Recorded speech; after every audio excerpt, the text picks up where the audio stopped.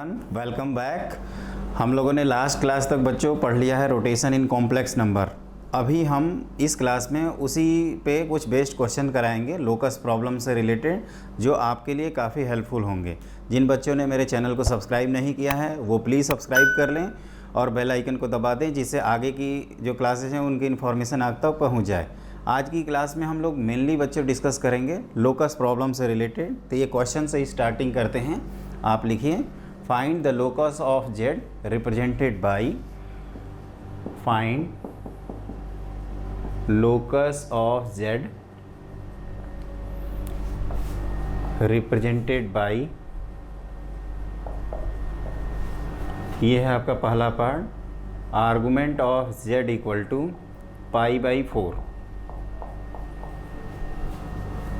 Argument of Z equal to π/4। तो इसको ध्यान से देखिएगा क्योंकि इस पे बेस्ड भी जेई मेन और जेई एडवांस में क्वेश्चन आते रहते हैं। तो इसमें क्या करते हैं बेसिकली, मतलब हमें वो कॉम्प्लेक्स नंबर सर्च करना है जिनके आर्गुमेंट जो हैं वो π/4 हों।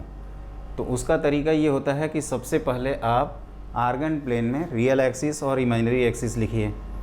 तो जैसे इसको हमने लिख दिया real part of Z, real axis, and this is imaginary axis. अब हमें वो कॉम्प्लेक्स नंबर चाहिए जिनका मैंने क्या कहा, आर्गुमेंट कितना हो, π/4। तो जैसा कि आप सब जानते हो वो फर्स्ट क्वाड्रेंट के कॉम्प्लेक्स नंबर होते हैं। तो हम लोग क्या करेंगे, एक इस तरह से π/4 पे लाइन ड्रॉ कर लेंगे और ये हो जाएगा वो Z. These are set of all points satisfying the complex number. लेकिन इसमें इम्पॉर्टेंट चीज़ ये है कि आप ध्यान से देखिए, इसमें जीरो भी, अभी जो मैंने डायग्राम बनाया है उसमें जीरो काउंट कर लिया है। तो एक बार हमें बच्चों ये भी देखना है कि क्या जीरो सेटिस्फाई कर रहा है। तो अगर हम यहाँ पे जेड की जगह पे जीरो रखते हैं तो आर्गुमेंट ऑफ जीरो बनेगा। और मैंने लिखवाया हुआ है polar form of complex number वाले टॉपिक में क्या लिखवाया था कि argument of origin is not defined. तो जब ओरिजिन का कोई आर्गुमेंट ही नहीं है, इसका मतलब ये पॉइंट जो है ये एक्सक्लूडेड है। तो यहाँ पे हम लोग क्या करेंगे, इसको एक्सक्लूड कर देंगे। और ये जो हमने कुछ सर्टेन पॉइंट दिखाए हैं, इस तरह से ये इन्फानाइट तक लाइन जा सकती है। तो ये हो गया लोकस ऑफ जेड। मतलब इसमें एक प्रकार से आपने क्या दिखाया है, तो एक रे दिखाया है। रे का मतलब जिसका एक पॉइंट फिक्स होता है और दूसरा पॉइंट इन्फानाइट तक जा सकता है। तो ये π/4 पे दिखाया। अगर बाई चांस यही चीज़ π/3 रहेगा तो क्या करेंगे, इसको और हम लोग 15 डिग्री एंगल और इंक्रीज़ कर देंगे। π/2 रहेगा तो इसको बना देंगे, 2π/3 रहेगा तो इस तरह से कर देंगे, और -π/4 रहेगा तो ये एंटी क्लॉकवाइज डायरेक्शन में इस तरह से दिखाएंगे। जैसे फॉर एग्जांपल अगर दूसरा इसमें लिखना है कि आर्गुमेंट ऑफ जेड, ये आपको दिया हुआ है -π/3। अगर इसको हम चाहते हैं कि अपने आर्गन प्लेन में दिखाएं तो ये हो जाएगा आपका इमेजिनरी एक्सिस, ये है आपका रियल एक्सिस। और नेगेटिव एंगल का कंसेप्ट क्या बताया था हमने, इन क्लॉकवाइज डायरेक्शन। तो ये है आपका ओरिजिन जो कि एक्सक्लूडेड है, और ये आपका π/3। अगर इसका हमें इक्वेशन लिखना पड़ जाए तो ये y = mx टाइप की इक्वेशन लिखेंगे, अगर स्ट्रेट लाइन की इक्वेशन लिखना हो तो। अब हमें क्या करना है, m की वैल्यू निकालनी है। तो एक चीज़ आप ध्यान दीजिए कि इसको आगे फर्दर एक्सटेंड करेंगे। वैसे ये हमारे आंसर का पार्ट है नहीं, लेकिन स्लोप निकालने के लिए हम लोग क्या करते हैं, इस एंगल की वैल्यू निकालते हैं। एंड दिस इज़ 2π/3, और tan ऑफ 2π/3 होता है, आप सब लोगों को पता है, ये होता है आपका -√3। तो इसका इक्वेशन लिखेंगे, दैट इज़ y = -√3x, जहाँ पे x आपका क्या होगा, पॉजिटिव होगा। ध्यान रखना बच्चों, यहाँ पे x जो है वो जीरो नहीं हो सकता, बिकॉज अगर x की वैल्यू हम जीरो लेते हैं तो y भी अपना क्या आ जाएगा, जीरो।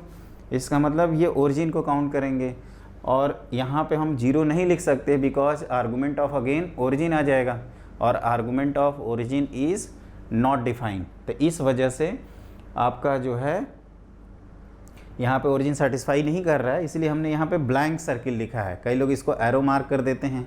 आप ये ध्यान रखिएगा कि जीरो जो है वो एक्सक्लूडेड है, मतलब वो हमारा काउंटेड नहीं है, इस बात का आप ध्यान रखना। और ये आपका इन्फानाइट तक अगेन नीचे ले जा सकते हैं, इसको जहाँ तक चाहें उसको एक्सटेंड कर सकते हैं। तो कभी कभी ऑप्शन में ये भी दिया रहेगा y = मतलब it is represent a part of straight line which is y equal to minus √3 times x where x is greater than 0। तो इस तरह के भी ऑप्शन दिए जा सकते हैं। अब ये एग्जामिनर के मूड के ऊपर डिपेंड करता है कि वो किस तरह से पेपर सेट करता है। वैसे आप इन्फॉर्मेशन जानिए कि इसके बारे में कैसे इसको रिप्रेजेंट करते हैं। और अभी हमने क्या किया है, यहाँ पे z लिखा है। अगर z के अलावा कोई दूसरा नंबर होगा तब क्या करते हैं उसको अब हम लोग देखते हैं। तीसरा पार्ट बनता है कि इस तरह से लिखा रहे argument of z -1 plus iota equal to 2π/3। और अब हम इसको रिप्रेजेंट करना चाहते हैं इन आर्गन प्लेन। तो इसको हम लोग इस तरह से लिख सकते हैं आर्गूमेंट ऑफ, यहाँ आर्गूमेंट की जगह एम्पलीट्यूड भी लिखा जा सकता है। तो z -1 minus iota this is equal to 2π/3। तो हमने आपको ये बताया था कि z1 माइनस z2 जो होता है, जैसे एक कॉम्प्लेक्स लाइन पे बात करें और यहाँ z2 है, यहाँ पे z1 है, तो z1 माइनस z2 का मतलब कि एक वेक्टर जो z2 से z1 की तरफ जाता हो, इसी को लिखते हैं z1 माइनस z2। तो यहाँ पे क्या करेंगे, एक पॉइंट है 1 माइनस आयोटा, और अगर मैं पूछूँ आपसे कि 1 minus iota first, second, third और फोर्थ में किस क्वाड्रेंट में लाई कर रहा है, तो जैसा कि हम लोग जानते हैं ये फोर्थ क्वाड्रेंट में लाई कर रहा है। तो हम लोग क्या करेंगे, सबसे पहले अपना आर्गन प्लेन स्टेप 1, ये आपका imaginary axis, this is real axis, ये स्टेप 2। और 1 माइनस आयोटा के बारे में क्या कहा हमने कि ये फोर्थ क्वाड्रेंट का पॉइंट है, रेफरेंस पॉइंट लिया हमने। अब आपको क्या करना है 2π/3, 2π/3 इस तरह से बनेगा आपका। तो आप भी यहाँ पे जैसे ये एंगल की बात करेंगे तो ये हो जाएगा आपका, ये इस तरह से दिखा सकते हैं कि अगर आप यहाँ पे दिखाते हो दिस इज़ 1 माइनस आयोटा, और 2π/3 आर्गूमेंट बनाने के लिए अगर ये हम ले जाएं तो ये हो जाएगा आपका 3π/4। तो 2π/3 इससे लेस होता है, मतलब इस तरह से डायरेक्शन रहेगा ये इसका ऐसे। और अगर इसको दिखाना हो अच्छे से तो आप ये कर सकते हैं कि एक हॉरिजेंटल लाइन बनाइए एंड दिस एंगल इज़ 2π/3। और ये पॉइंट कौन सा है, तो 1 माइनस आयोटा, और ये है आपका लोकस ऑफ z, मतलब जो z जिस पॉइंट को रिप्रेजेंट कर रहा है वो ये है। और अगेन हमने 1 माइनस आयोटा क्यों एक्सक्लूड कर दिया, क्योंकि यहाँ पे अगर हम 1 माइनस आयोटा लिखते हैं तो again 1 minus iota minus 1 minus iota finally 0 हो जाएगा, और आर्गूमेंट ऑफ 0 2π/3 नहीं होता, वो तो डिफाइन ही नहीं होता। इस वजह से हमने इस पॉइंट को अगेन एक्सक्लूड कर दिया है। तो बस आपको क्या करना है, इसमें ये ध्यान रखना है कि यहाँ पे जो पॉइंट है उसको आपको लिखना है और एरो की डायरेक्शन पता करना है। जैसे z माइनस लिखे हैं मतलब एरो की डायरेक्शन z की तरफ रहेगा, और z यहाँ पे कोई भी जनरल पॉइंट आप लिख सकते हो। एक चीज़ ये भी ध्यान दो आप सब कि अगर मान लीजिए इस तरह से लिखा रहे फोर्थ, सपोज लिखा है 2 iota minus z equal to -π/3, इस तरह से अगर हम लिख दें तो इसमें क्या होगा, एक पॉइंट है 2 आयोटा और एक है z।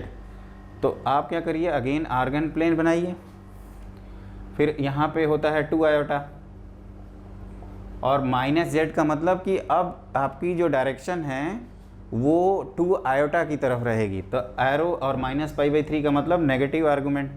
तो ये हमने इस तरह से बना दिया, ये रेफरेंस लाइन, और ये आपका है माइनस, ये π/3 है मैग्नीट्यूड वाइज, लेकिन ये पॉइंट क्या है, एक्सक्लूडेड है। अब ध्यान रखना कि अब जो आपका z होगा वो इस तरह से होगा, आप इस पे z कहीं भी ले सकते हैं, और ये जो पॉइंट है ये डिनोट करता है कि आप किसी भी complex number in general z को 2 आयोटा से डिनोट करते हैं, दिस इज़ 2 आयोटा। बस ये क्या होगा इसमें डिफरेंस कि यहाँ से पॉइंट क्या हो रहा था, ये एरो की डायरेक्शन हमने इस तरह से दिखाया जो पहले केस में। अब आपकी एरो की डायरेक्शन मतलब इस पॉइंट से एरो इनिशिएट हो रहा है, इस केस में क्या होगा, उस पॉइंट पे जाके एरो टर्मिनेट होगा। तो argument of z minus z1 लिखा हो या argument of z1 minus z लिखा हो, बस आपको एरो की डायरेक्शन से मतलब है। और ये ध्यान रखना है कि ओरिजिन को हमें काउंट नहीं करना है, because again argument of origin is not defined. ये सब लोगों को क्लियर हो गया। अब आगे बढ़ते हैं और इसमें देखते हैं कि और क्या एग्ज़ाम में आ सकता है। अब देखिए एक कंसेप्ट होता है इसमें कि जैसे आपको इसको दिखाना है argument of Z minus Z one upon Z minus Z two equal to theta. तो इसको जो दिखाने का तरीका होता है वो हम लोग क्या करते हैं, जैसे हम लोगों ने ये पढ़ा हुआ था कि इस तरह से अगर कोई कॉम्प्लेक्स नंबर है, यहाँ पे मान लीजिए ए है पॉइंट Z1 और ये B पॉइंट है Z2, ये आपका C पॉइंट है Z3। इसको मैंने लास्ट क्लास में डिस्कस किया है, तो जिन बच्चों की वो क्लासेज मिसिंग हैं तो प्रीवियस क्लास ज़रूर देखें, क्योंकि ये क्लास उसी से रिलेटेड है। हमने लास्ट क्लास में बोला भी था कि इस पे बेस्ड अभी और प्रॉब्लम्स हमें लोकस से रिलेटेड करने हैं जो आपके एग्ज़ाम के लिए काफ़ी हेल्पफुल होंगे। और ये अगर मान लीजिए थीटा है तो इसी चीज़ को हम लोग ऐसे लिखे हैं कि Z3 minus Z1 whole divided by modulus of Z3 minus Z1, rotation in complex number के पॉइंट ऑफ व्यू से this is Z2 minus Z1 whole divided by magnitude of Z2 minus Z1 multiplied by e की power, और anti clockwise rotation है तो theta. इस complex number को इस तरह से भी लिखा जा सकता है Z3 minus Z1 whole divided by Z2 minus Z1 equal to modulus of Z3 minus Z1 whole divided by Z2 minus Z1 times e की पावर आयोटा थीटा। तो देखो ये कॉम्प्लेक्स नंबर है, ये उसी का क्या है, मैग्नीट्यूड है, और ई की पावर आयोटा और थीटा, मतलब ये क्या हो गया, थीटा एक प्रकार से आर्गुमेंट। तो यहाँ पे हम लोग सीधे सीधे लिख सकते हैं कि theta argument of Z3 minus Z1, मतलब पहले final whole divided by initial, तो Z2 माइनस Z1, और एरो की डायरेक्शन किधर रहेगी, तो Z1 से Z3 की तरफ और यहाँ Z1 से Z2 की तरफ। तो this is equal to theta. अगर मान लीजिए ये माइनस थीटा होगा तो बस इनकी लोकेशन चेंज कर देंगे। इसका मतलब ये जो हमने अभी एंटी क्लॉकवाइज डायरेक्शन में दिखाया है उस समय क्या दिखाएंगे, क्लॉकवाइज डायरेक्शन में। तो ये आप ध्यान रखना। अब जैसे यहाँ पे दिखाना होता कि Z minus Z1 upon Z minus Z2 का जो आर्गूमेंट है वो थीटा, तो आप इसको सीधे सीधे ऐसे लिख सकते हो। अब देखिए ध्यान से, इस पॉइंट में क्या है कि हमने इनिशियल पॉइंट को सेम रखा है, यहाँ क्या है आपका फाइनल पॉइंट सेम है Z। तो इस तरह से क्वेश्चन करने का जो तरीका होता है, जैसे दो कॉम्प्लेक्स नंबर दिखा दीजिए, एक Z1 और एक Z2। अब आपके पास दो ऑप्शन है, एक तो आप इधर दिखा सकते हैं पॉइंट, और दूसरा ऑप्शन है कि हम लोग इस तरह से दिखा सकते हैं। मेरा सजेशन ये है कि इसको रटिएगा मत, मगना नहीं है, आप सीधे सीधे दोनों पॉसिबिलिटी बना लीजिए, और जिस पॉसिबिलिटी में आंसर आए उसको आप एक्सेप्ट कर लेना, ऑटोमेटिकली दूसरा क्या हो जाएगा, रिजेक्ट हो जाएगा। तो हमें स्टार्टिंग में मान लीजिए कुछ पता ही नहीं है, और ये कंसेप्ट तब है जब आपका जो फाइनल पॉइंट है Z वो सेम है। यहाँ पे क्या था, इनिशियल पॉइंट था सेम, तो इसको हम लोग इजीली रोटेशन से रिलेट कर लिए। लेकिन अगर फाइनल पॉइंट सेम है तो आप Z1 Z2 बनाओ, इस तरह से दो एरो दिखाओ, इनका इंटरसेक्शन का पॉइंट ऑफ इंटरसेक्शन क्या हो गया, Z। अब हमें चेक करना है कि मतलब पहला वाला केस सही है या दूसरा वाला। तो इसके लिए क्या करते हैं, सपोज इस केस को देखते हैं और यहाँ पे हमने थीटा दिखा दिया। तो अगर मैं पूछूं कि इस वेक्टर को क्या लिखेंगे, तो आप लिखोगे Z माइनस Z1। इस वेक्टर को क्या लिखेंगे, तो Z माइनस Z2।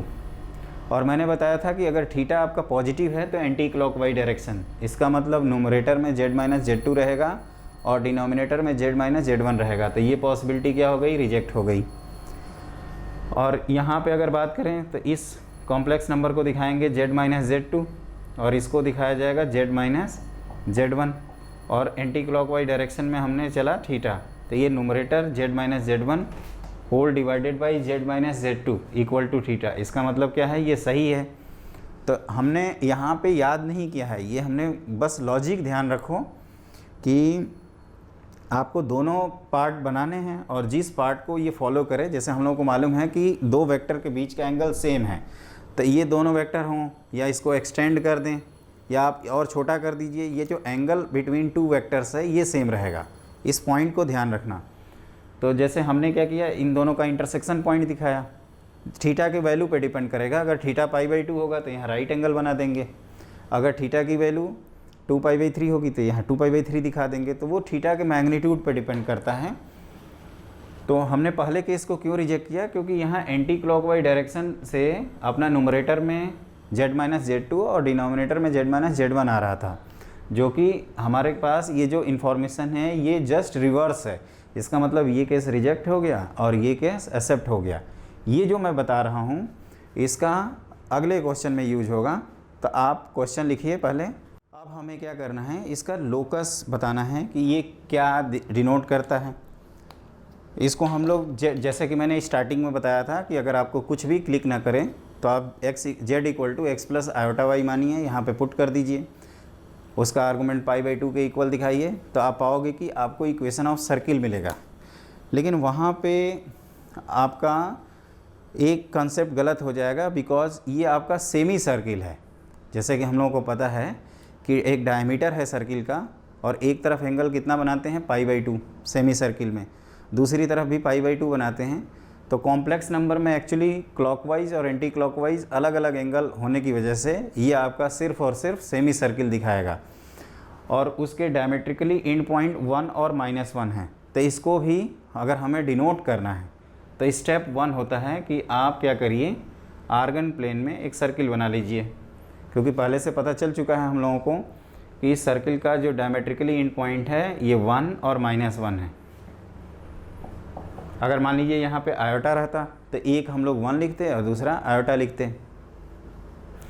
अब अपर पार्ट ऑफ सर्किल और लोअर पार्ट ऑफ सर्किल में हम किसको एक्सेप्ट करें, ये कन्फ्यूजन होता है।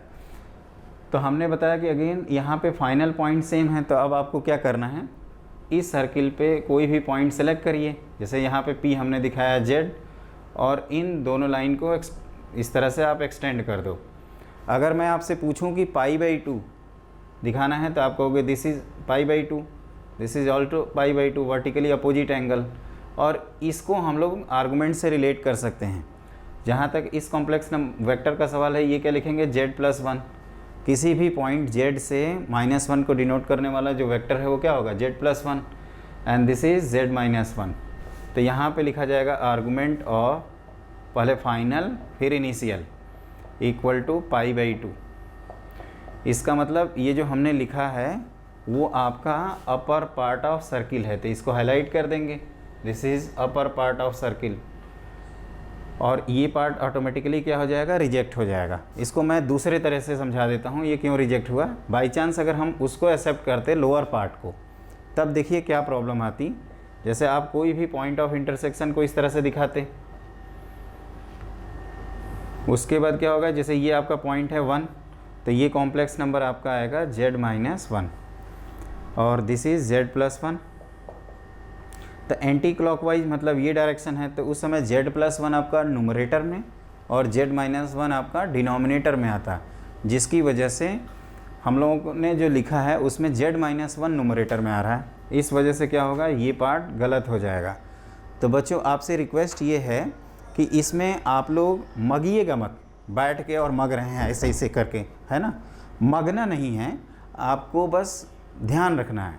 ध्यान क्या रखोगे, तो π/2 बनाओगे तो सेमी सर्किल, π/3 बनाओगे मतलब मेजर आर्क, 2π जो बचपन में पढ़ते थे 10th क्लास में हम बात कर रहे हैं, 10th क्लास में तो ये मगे हैं ना हम लोग कि π/2 मतलब सेमी सर्किल, π/3 का मतलब मेजर आर्क, 2π/3 मतलब माइनर आर्क, ये सब पढ़े हुए हैं ऑलरेडी। तो उसी कॉन्सेप्ट को यहाँ पे एक्सटेंड करना है। बस आप ये ध्यान रखना कि π/2 बनाया मतलब सेमी सर्किल बना दिया, क्लियर। तो इसको रटना नहीं है, बस ये फोकस। और ये कैसे मैंने दिखाया, जब फाइनल पॉइंट सेम हो तो स्टार्टिंग से इस तरह से क्रॉस कर देंगे और वो वेक्टर एंटी क्लॉकवाइज डायरेक्शन में देख लेना। अगर बाई चांस यही मैं -π/2 कर दूं तो फिर क्या होगा, lower part of circle except हो जाएगा और अपर पार्ट ऑफ सर्किल को क्या करेंगे हम लोग, रिजेक्ट कर देंगे। तो इस पॉइंट को आपको ध्यान रखना है। अब एक और क्वेश्चन करते हैं इस पर। हाँ, एक चीज़ और ध्यान रखिएगा, अगर ये π/3 हो गया तब क्या करेंगे, उस पर बेस्ड मैं आपको एक क्वेश्चन और कराता हूँ। तो आप लोग लिखिए अगला क्वेश्चन। जैसे मान लीजिए ये आ गया, find the locus of z represented by z argument of z+1 upon z-1 equal to π/3। जैसा कि मैं अभी बता रहा था कि इस केस में हम लोग मेजर आर्क दिखाएंगे और पॉइंट कौन से हैं, तो आपका 1 और -1 है। तो देखो इसको बनाने का जो तरीका होता है, एक तो ऑप्शन में दिया रहेगा, उससे हम लोग जज कर लेंगे, और दूसरा है कि अगर बनाना हो तो किस तरह से बनाएंगे। तो देखिए एक पॉइंट आपका 1 है, मेरी ड्राइंग थोड़ी वीक है तो आप उस पर मत जाना, आप भी अपनी तरफ से कोशिश करना। अच्छे से बनाने का, और ये बी पॉइंट है -1। अब हमें क्या करना है, एक सर्किल का मेजर पार्ट दिखाना है, ठीक है। तो अब हम लोग क्या करेंगे, इस तरह से दिखा सकते हैं। एक तो पार्ट ये है ऐसे दिखाने का रफली, एक तो ये पॉसिबिलिटी है, और दूसरी पॉसिबिलिटी अगर हम दिखाएं दूसरे पेन से तो एक पॉसिबिलिटी आपकी ये है, इस तरह से दिखा सकते हैं। अब हमें मेजर आर्क मतलब कि या तो इस पार्ट को हम एक्सेप्ट करेंगे एक, और या तो लोअर वाले पार्ट को एक्सेप्ट करेंगे। अब सवाल ये उठता है कि कैसे पहचानें कि इन दोनों में से कौन सा केस है। तो आप क्या करो, जैसे कि कोई भी एक केस, जैसे हमने बताया ना कि एक ये केस है और दूसरा ये पॉसिबिलिटी है, तो हमारा मन कर रहा है कि पहले इस केस को चेक करें कि हम सही लिखे हैं या गलत। ये अगर रिजेक्ट हो जाएगा तो ऑटोमेटिकली बच्चों ये सही हो जाएगा। बात क्लियर हुई। अब देखते हैं कि ये सही है या गलत। तो इसको आप क्या करिए, यहाँ पे इंटरसेक्शन दिखा दीजिए, बिकॉज हम लोग को पता है कि ये एंगल हम कहीं भी बनाएंगे ये हमेशा क्या आएगा, π/3 के इक्वल आएगा। तो दिस इज ऑल्सो π/3। अब ये वेक्टर की अगर बात करें तो this is z+1 and this is z-1। तो ये एंटी क्लॉकवाइज डायरेक्शन में न्यूमरेटर में कौन रहेगा, z-1, और डिनोमिनेटर में बच्चों तो z+1।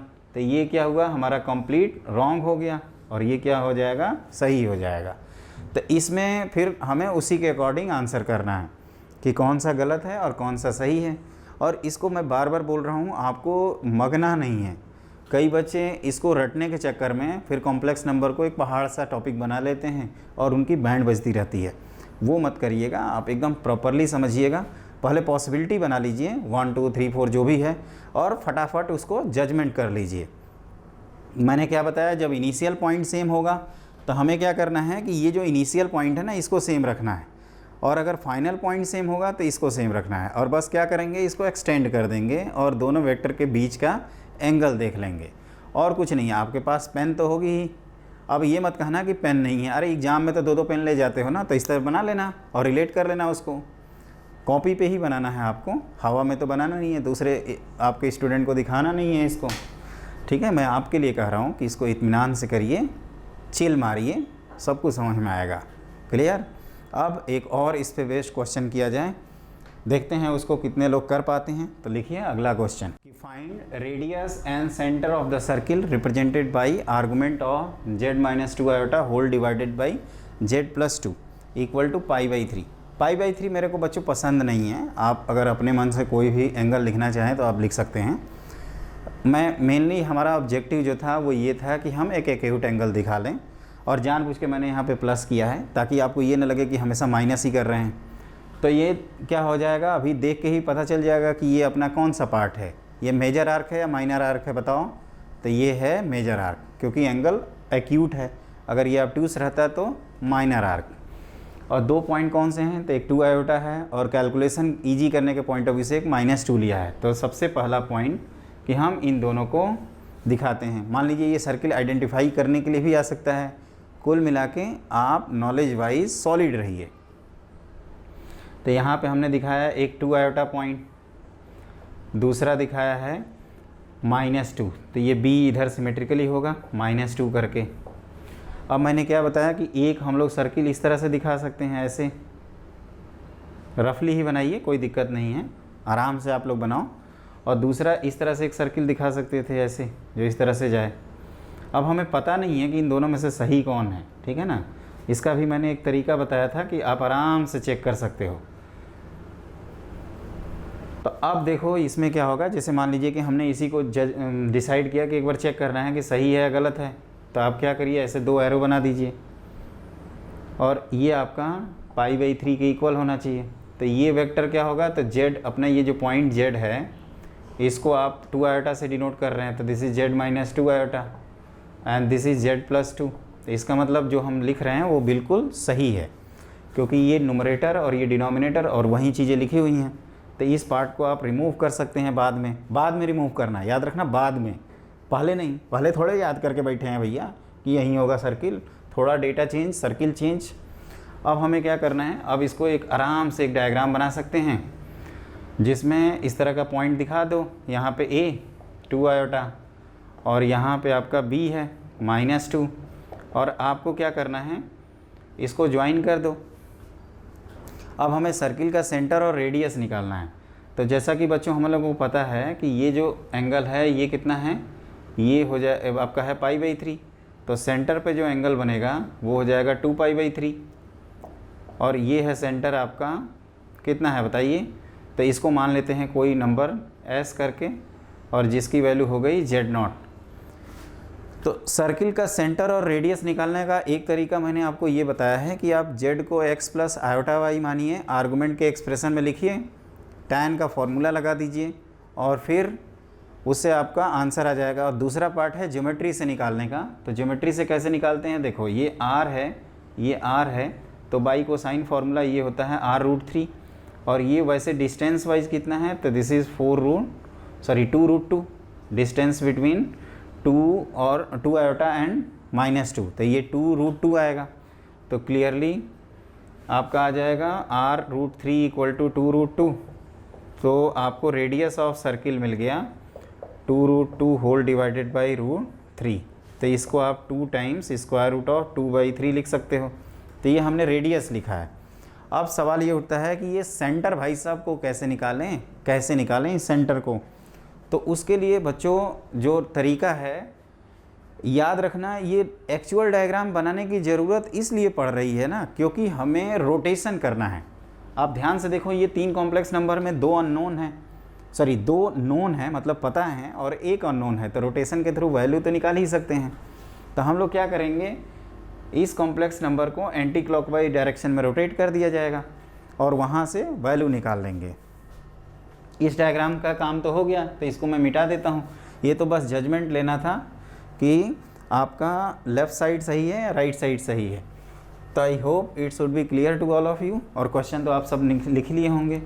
अब देखिए बस करना क्या है आपको कि ये फाइनल, तो क्या लिखोगे 2 iota -Z0 whole divided by इसका magnitude r, this is equal to क्या लिखेंगे -2 -Z0 whole divided by r times e⁻² 2π/3।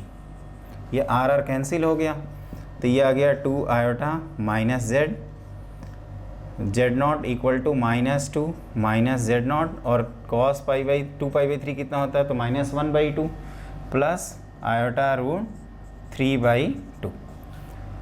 तो यहाँ से आप Z0 की बहुत आसानी से वैल्यू निकाल सकते हैं। और ये आपका होमवर्क रहेगा क्योंकि हमने एक रैंडम ऑर्डर में क्वेश्चन दिया है तो मेरे को खुद भी आंसर नहीं पता है यहाँ से, या अब हम लोग थोड़ा पेशेंस रख के और Z0 निकाल ही लेते हैं एग्जैक्टली वो आता कितना है। और डायग्राम से दिख रहा है कि वो सेकंड क्वाड्रेंट में आएगा, मतलब x नेगेटिव और y पॉजिटिव आएगा। तो देखिए अब हम कैलकुलेशन करने जा रहे हैं। तो 2 आयोटा एक बार चेक कर लेते हैं कि वहाँ बढ़ने से पहले सही लिखे हैं ना। तो 2 आयोटा -Z0 फाइनल इनिशियल और एंटी क्लॉकवाइज डायरेक्शन, तो एंगल को पॉजिटिव। इसको आप ओमेगा भी लिख सकते हो, जैसे कि हमने आपको क्यूब रूट ऑफ यूनिटी में बताया है, दिस इज़ कॉल्ड ओमेगा। तो ओमेगा के टर्म्स में आपका आंसर आएगा, लेकिन हमने उसकी वैल्यू ही लिख दिया है -1/2 प्लस आयोटा √3/2। तो अब हम लोग कर रहे हैं कैलकुलेशन। तो यहाँ पे मल्टीप्लाई करेंगे तो -2 ये 1 होगा, फिर आपका iota √3 with negative sign iota √3। तो आप इसको एकदम आराम से लिखना, इसको मल्टीप्लाई करते हुए, दिस इज़ Z0/2 या आप कह सकते हो कि माइनस टाइम्स Z0 और ये -1/2 प्लस आयोटा √3/2। तो अब आप क्या करिए, इसको इधर लाइए। तो Z0 ये -1/2 प्लस आयोटा √3/2 और ये क्या हो जाएगा -1 इक्वल टू ये 1 - 2 आयोटा माइनस आयोटा √3। तो यहाँ से आपका Z0 आ गया, this is 1 minus iota times 2 plus √3 whole divided by ये कितना हो गया बच्चों, तो i√3 -3/2। अब इसको मैं कैलकुलेट नहीं कर रहा हूँ, आप इजीली इसको a प्लस आयोटा b में लिख सकते हैं। और अगर यहाँ पे कोई कैलकुलेशन मिस्टेक हो गई है तो वो आप खुद से कर लीजिएगा, मैंने लॉजिक आपको बता दिया।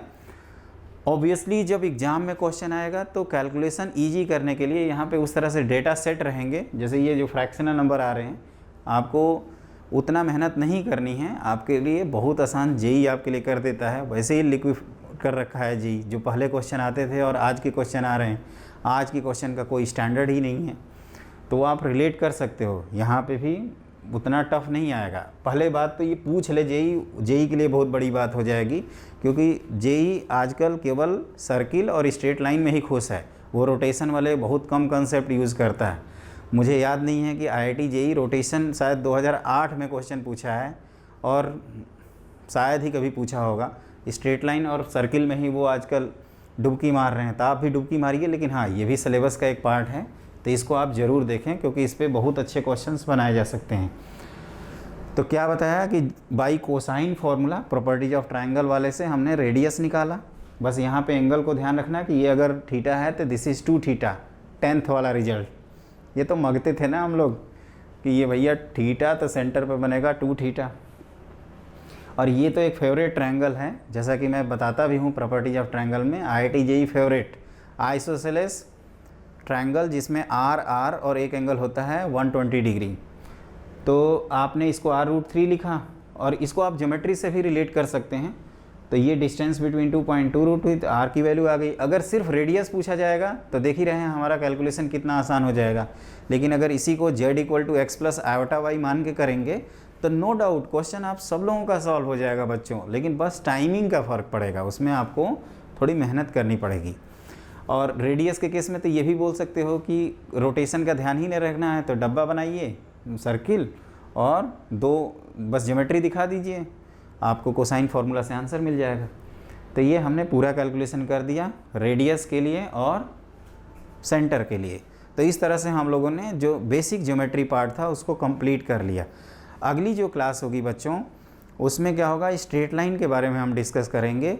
आपकी जो स्ट्रेट लाइन है, जो वेक्टर 3D में हम लोग पढ़ते हैं, r vector = a vector + lambda times b vector, यहाँ पे भी पढ़ेंगे और उस पर बेस्ड क्वेश्चन करेंगे। तो उससे आगे बढ़ने से पहले जिन बच्चों ने मेरे चैनल को सब्सक्राइब नहीं किया है वो प्लीज़ सब्सक्राइब कर लें और बेल आइकन को दबा दें, जिससे आगे की क्लासेज की इन्फॉर्मेशन आपके पास पहुँच जाए।